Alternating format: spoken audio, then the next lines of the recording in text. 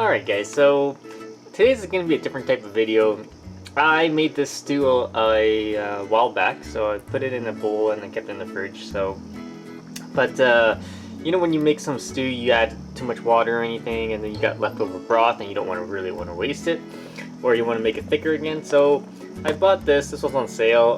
Just gonna add some greens to it, make it heartier again. So yeah, so you can do a whole bunch of things. You can add an extra onion to it. You can add extra beans. If you want to thicken it up, you can actually just add rice and just boil it down, and you can thicken it up as a stew as well. So just, you know, if you have leftovers, you can always add something to it to make it a little bit more heartier than usual. If you ate up all one of the ingredients. So yeah, I just wanted to point that out. And yeah, this is not a bad one here.